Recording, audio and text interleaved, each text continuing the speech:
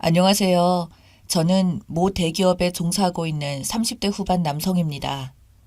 어릴 때부터 부모님의 아낌없는 지원 덕분에 좋은 교육에 좋은 학교까지 졸업하여 평탄하게 안정적인 직장까지 자리 잡게 되었어요.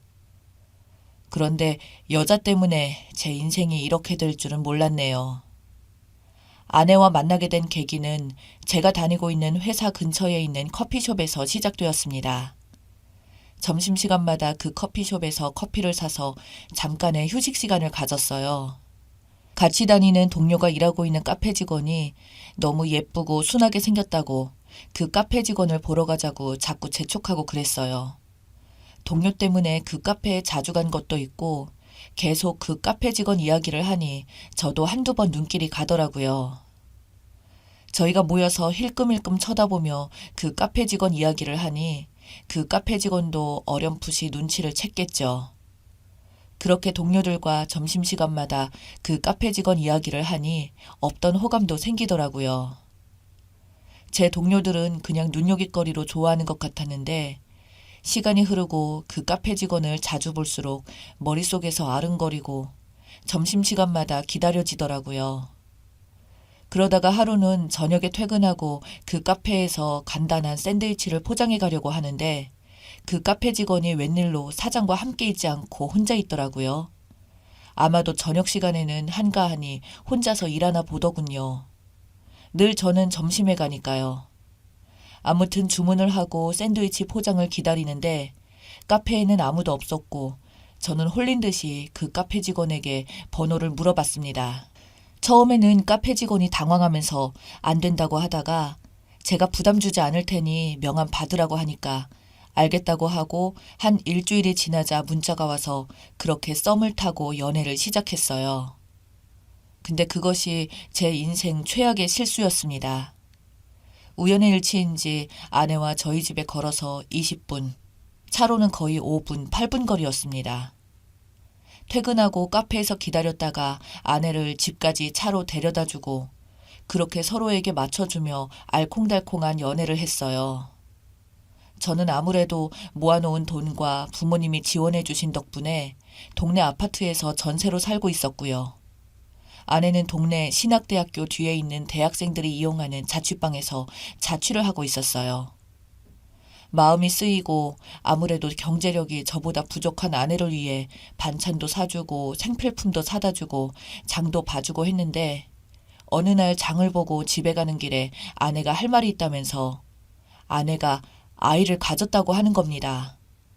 너무 황당했죠. 갑자기 임신이라니 얼떨떨했지만 제 아이라고 하니까 제가 책임져야겠다는 생각이 강하게 들었고 걱정하지 말라는 말과 함께 저희 부모님에게도 말씀드리고 아내의 부모님에게도 찾아가서 무릎 꿇고 책임지겠다고 하니 그렇게 결혼 준비가 시작되었습니다.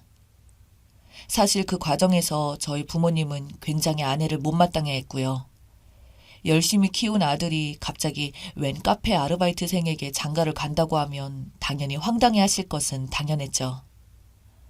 아내 부모님은 처음에는 화를 내시다가 제가 이 정도로 돈을 모았고 여태까지 살아온 사연과 배경들을 말하고 책임질 자신이 있다고 하니 저를 받아들여 주셨고요.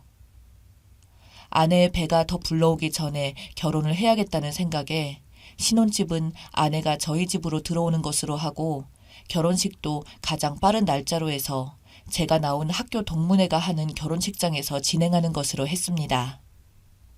갑자기 생긴 아이 때문에 제가 아내한테 정식으로 프로포즈도 못하고 그렇게 결혼식이 진행될까봐 서둘러 프로포즈를 준비했고요.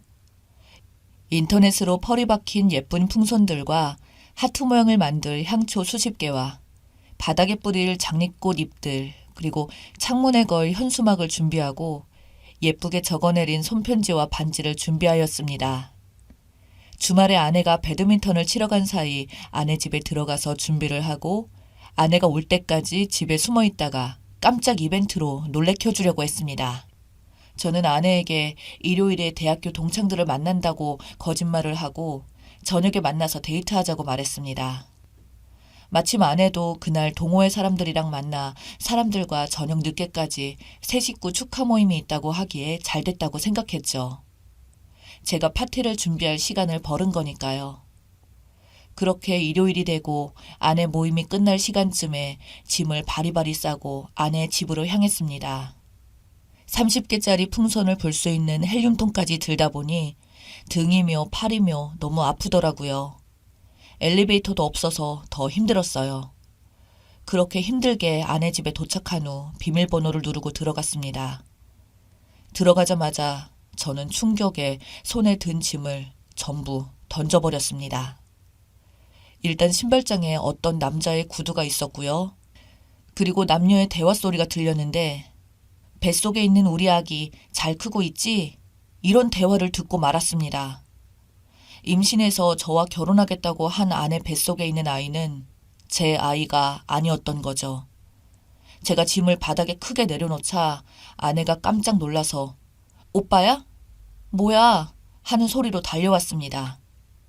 아내는 바지를 입고 황급하게 담요 같은 것만 걸치고 나오더라고요.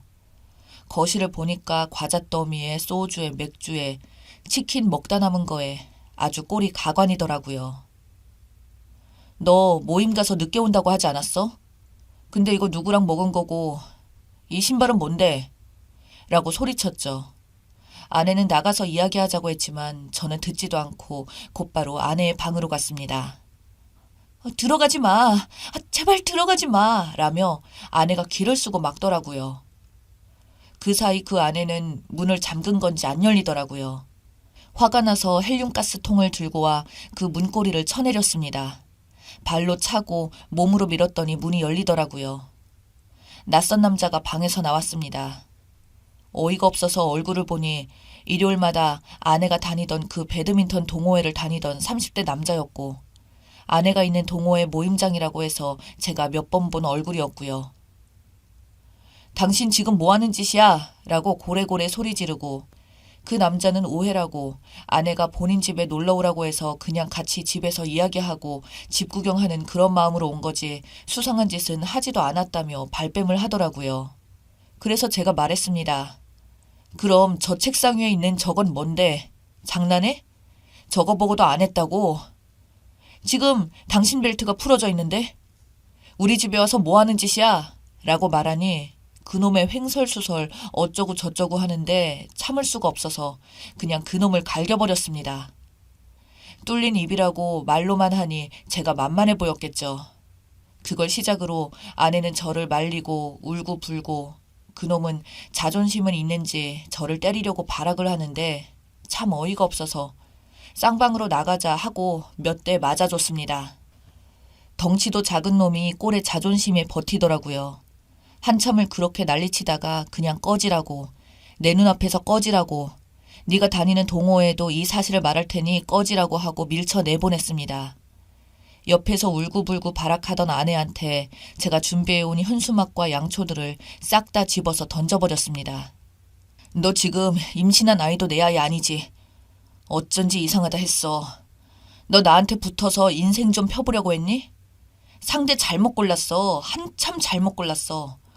너 인생 좀 펴보려고 했다가 인생이 쫑나게 생겼어. 나 이거 니네 부모님한테도 싹 다 말할 거고 결혼 과정에서 들어간 위약금 싹 다 너한테 청구할 거고 네가 그렇게 열심히 다니는 동호회 사람한테도 전부 말해서 얼굴 못 들게 해줄게.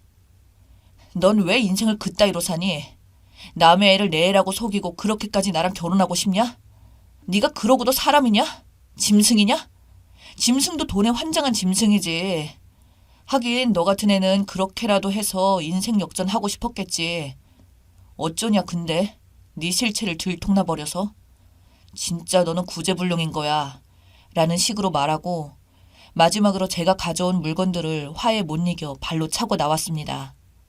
나와서야 손이 벌벌 떨리고 너무 심한 스트레스로 심하게 긴장했다가 확 풀려서 그런지 헛구역질도 나오더라고요. 도대체 어디서부터 잘못된 건지 감도 안 잡힐 뿐더러 평생 선하게 살아온 인생에 이런 일은 처음 겪어봐서 감정이 감당이 안 되더라고요. 일요일 하루 내내 침대에서 꼼짝을 못하고 있다가 월요일날 연차 내고 그놈이 다니던 회사에 찾아갔습니다. 사무실에 들어가서 그놈 나오라고 하니 안 나왔다고 하더라고요.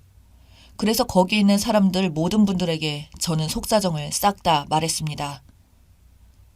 저놈이랑 바람이 난 사람이 제 와이프 될 뻔한 사람입니다. 제 인생 파탄 났어요. 이런 놈이 회사에서 일하고 있으면 회사가 제대로 돌아가겠습니까? 이런 사람들 탓에 열심히 일하고 좋은 일 하는 사람들이 이미지가 망치는 거예요. 이 시간 이후로 그놈이 이곳에 눈에 띄거나 일하러 나왔다는 소식이 내 귀에 들리면 그땐 아주 볼만할 겁니다. 아주 전쟁날 각오를 해야 할 거예요. 라고 엄포를 두고 나왔습니다. 후에 동네 아는 분에게 건너 들으니 그놈이 제 아내 될 사람과 바람났다는 소문은 물론 그놈은 지금까지 배드민턴 동호회에 다니는 여성분들에게 찝적댔나 보더군요. 뒤에서 찝적대던 것이 수면 위로 올라오고 한바탕 난리가 났다고 합니다. 저는 부모님한테는 자세하게 말씀 안 드리고 그냥 제 아이가 아닌 것 같다고, 아내에게 다른 남자가 있었다고 하고 결혼 못하겠다고 말씀드렸습니다.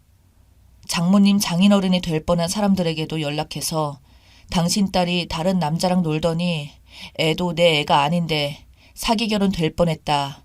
결혼이고 뭐고 싹 다 엎을 거니 알아서 하라고 했습니다.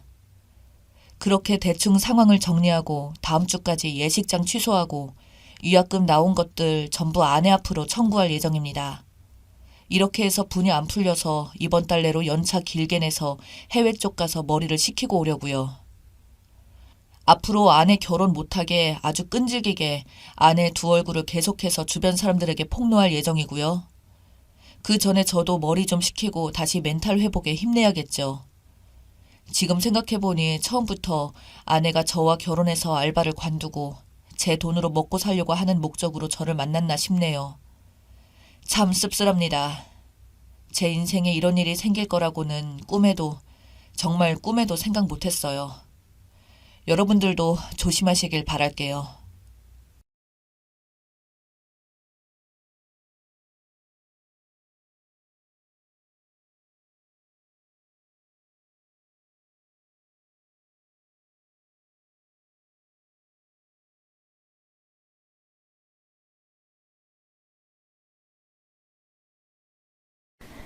저의 시댁에서 일어난 대박 사건을 말해볼까 합니다. 저는 30대 중반이고 시댁에는 남편과 도련님이 있어요. 시부모님도 두 분 다 아직은 젊으시고 건강하세요. 특히 시어머니는 재테크에 관심이 많은 분이시고 굉장히 외향적인 성격이시죠. 그에 반해 도련님은 시어머니를 안 닮아서 소심하고 내성적인 성격인데 항상 이런 점을 시어머니는 못마땅해 하셨습니다. 범생이처럼 공부밖에 모르고 혼자 있는 것을 좋아해서 사람들과 밖에 나가서 어울리는 것을 싫어했어요. 덕분에 수재라는 소리를 들을 정도로 빼어나게 공부를 잘했습니다. 세상에 대한 이슈나 정치나 경제에 대해서도 자기의 관심 분야가 아니면 신경도 쓰지 않았다고 했어요. 그저 공부밖에 몰랐고 공부가 취미였던 도련님은 시어머니가 하라는 대로 하는 마마보이이기도 했습니다. 자기가 하는 공부 이외에는 모든 것을 다 시어머님께 맡겨버렸던 거죠. 그게 가장 현명한 방법이라고 생각을 한 것 같았어요. 하물며 안경을 고르는 거 하나도 모두 다 시어머니가 정해준 대로 했다고 했어요. 최고 대학을 졸업을 한 후에도 행시에 합격을 하고 고위 공직자의 길을 걸을 때까지도 시어머니 하시는 말씀에 따라서 연애도 한 번도 못 해봤을 정도였죠. 시어머니가 도련님에게 그러셨대요. 여자는 필요악이다. 독이야, 독. 절대 공부하는데 방해되니까 여자를 알기로 돌보듯 한다. 알았지? 엄마가 최선의 방법을 찾아서 너를 케어해 주니까 엄마 말만 따라하면 손해보는 일은 없어. 그러니까 엄마 하자는 대로 하는 거야. 그 흔하디 흔한 미팅이나 소개팅 한 번도 해본 적이 없었고 하다못해 학과 모임에도 자주 나가지도 않고 동아리 모임에도 참여하지 않았더군요. 공부가 취미였는데 그런 것은 관심도 없었기도 했고 행여라도 쑥맥인 도련님이 요상한 계집애를 만날까 싶어서 시어머니가 그런 모임에 발도 못 들이게 했다고 했습니다. 그러던 도련님이 행시 합격을 하게 되고 어머님이 알고 지내던 친한 결혼정보회사 대표에게 도련님 신부감을 물색해달라고 부탁을 했다고 했어요. 박봉인 공무원이니 이왕이면 돈 많은 집 딸인 며느리를 희망했다고 했습니다. 잘 사는 집 사람들과 어울리려고 가진 애를 다 쓰고 도련님을 신랑감으로 홍보하고 다녔다고 했어요. 그래서 몇 분의 여성과 소개팅을 받기도 했지만 아마 번번이 보기 좋게 퇴짜를 맞았습니다. 사회성이 부족하고 여자 앞에서 말도 잘 못하는 도련님이 남자로 보이지 않았나 보더라고요. 그러던 중 알고 지냈다는 결혼정보회사 대표 아줌마가 선만남을 주선하는 도중에 시어머니께 저만 아니면 돈이 많아서 딱인 여자가 있다고 소개를 했다고 하더군요. 어마어마한 재력까지 나쁘지도 않은데 오빠가 한 명 있었는데 일찍 병으로 갔고 오로지 딸 하나라고 하더래요. 그 여자는 이혼녀이고 6살이나 연상녀이지만 연하남을 찾는다고 합니다. 시어머니는 처음에는 이혼했던 연상녀를 어리 도련님한테 소개해주는 거냐고 화를 냈다고 하더라고요. 그런데 그 여자 집안이 아버지가 한다는 사업체와 재산의 정도를 따져보더니 눈이 휘둥그레졌다고 했습니다. 거기에다 결혼정보회사 대표 말씀이 아무도 모르는 그 여자 쪽 집안은 속사정을 얘기를 해주는데 기가 막힌 비밀이라며 조용히 말해준 듯 했어요. 그쪽 집 비밀이 남자들이 명이 짧아. 아마도 모르긴 해도 유전 때문일 것 같던데. 그 여자 오빠만 봐도 그 젊은 나이에 병으로 가버렸고 그나마 그 여자도 건강한 편이었는데 많이 아프다 그러고 그 여자가 낳은 아들도 그 핏줄이니까 얼마 못 살 것 같은데. 그렇게 되면 그 많은 재산은 다 누구 차지가 되겠어. 결혼한 남자가 다 가지는 거야. 어때?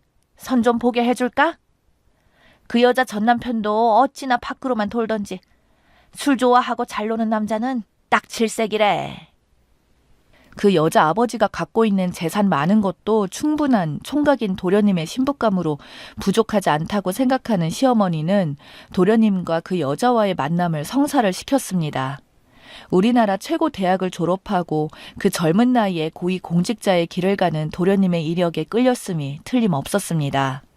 그리곤 달리 때묻지 않은 순수함이 가득한 총각이었으니 감지덕지였던 것 같았습니다. 반면에 도련님은 그 여자가 원하는 남자 상과 말하는 모습을 보고 시어머니처럼 모든 것을 다 알아서 해줄 것 같은 그런 엄마 같은 여자라서 많이 끌렸다고 하더라고요. 거기에다가 시어머니가 소개해준 여자였으니 더할 나위가 없었던 거죠. 그렇게 일사천리로 결혼 진행이 되었고 어마어마한 혼수를 앞세워서 시부모님의 길을 팍 죽이셨죠. 저는 졸지에 저보다 나이가 많은 동서를 보게 되었고 남편보다도 나이가 많았는데 동서는 4살 아들을 둔 엄마라고 믿기지 않을 만큼 관리를 잘해서인지는 몰라도 굉장히 동안이었어요. 그런 동서를 서방님은 자랑스럽게 생각을 했고 사랑했던 것 같았습니다. 둘은 참 행복해 보였고 역시나 시어머니 말을 참 잘 듣는 서방님이 복을 받았구나 싶었어요.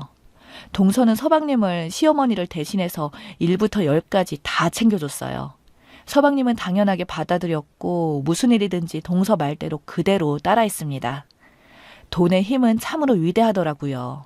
시어머님은 최근까지도 며느리인 저에 대해서 이런저런 말들을 하시곤 했는데 동서에게는 한 발 물러서 있더라고요.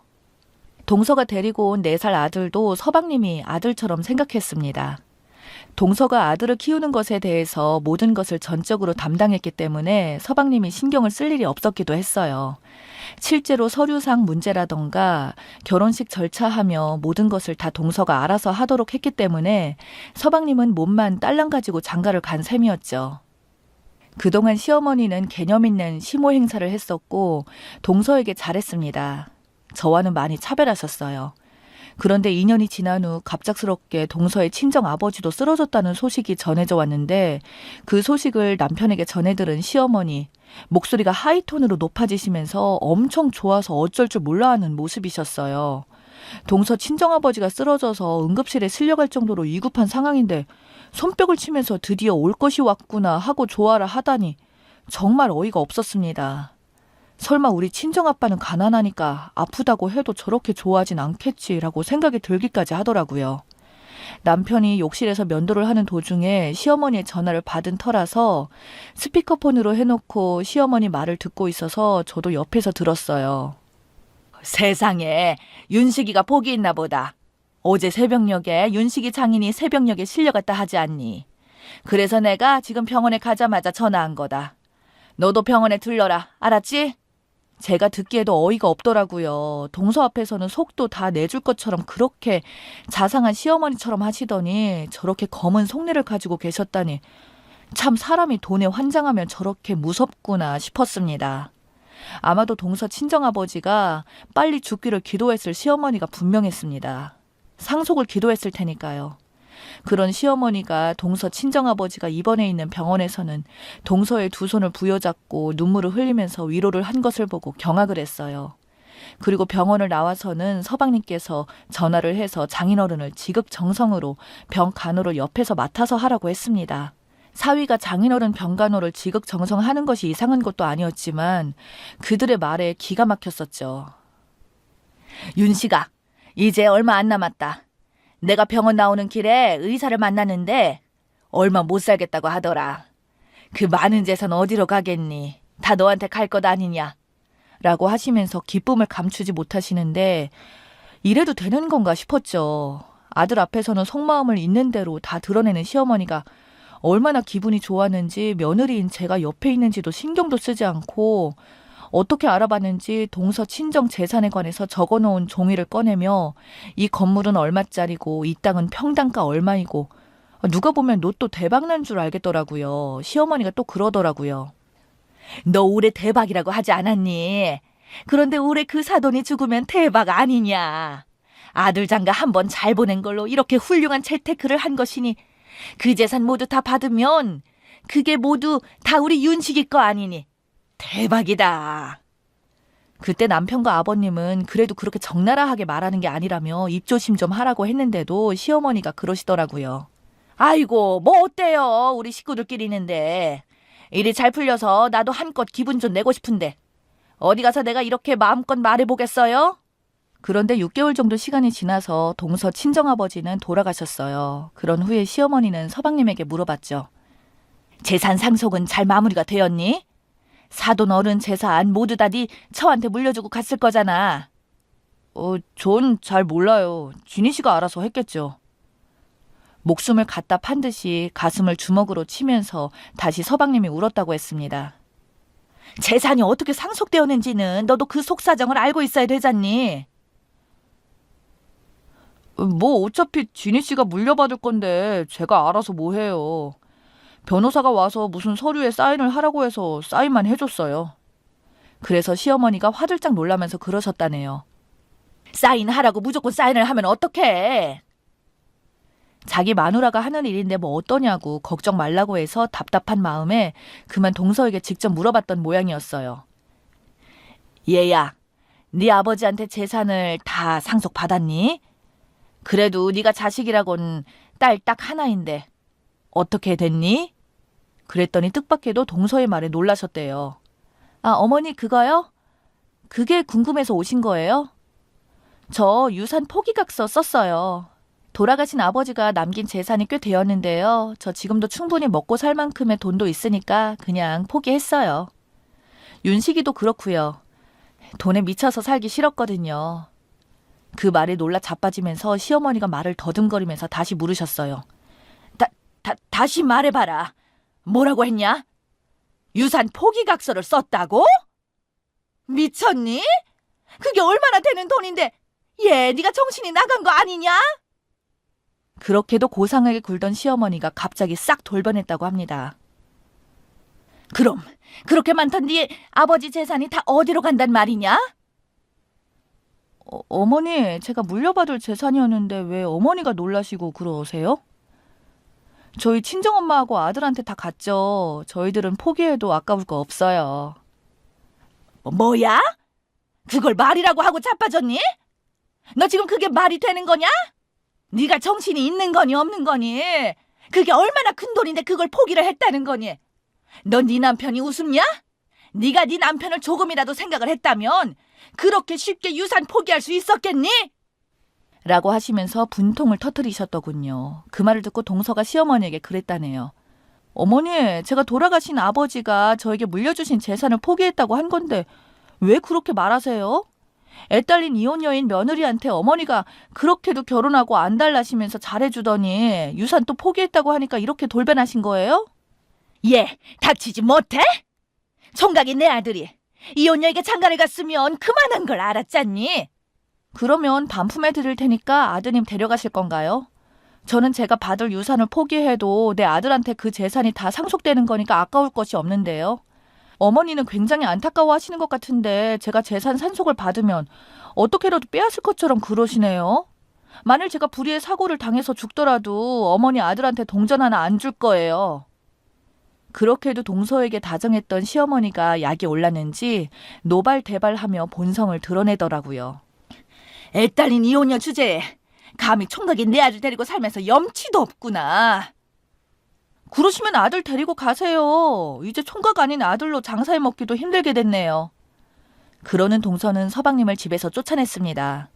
이혼 선언을 했고 이혼 소송을 불사하겠다고 했어요. 서방님은 시어머니에게 동서와 헤어질 수 없다면서 길길이 날뛰었는데 시어머니가 서방님한테 그러셨어요.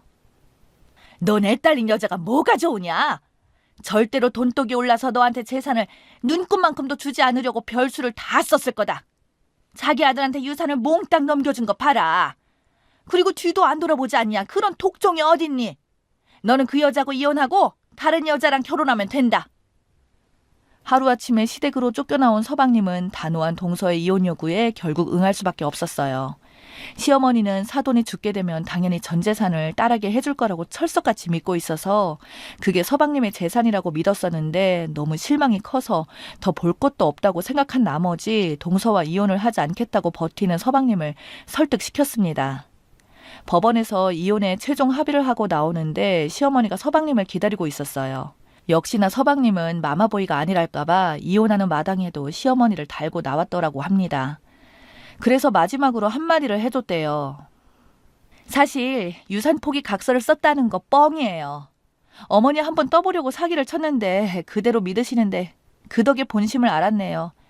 윤식 씨 애를 낳지 않겠다는 것도 뻥이었었어요.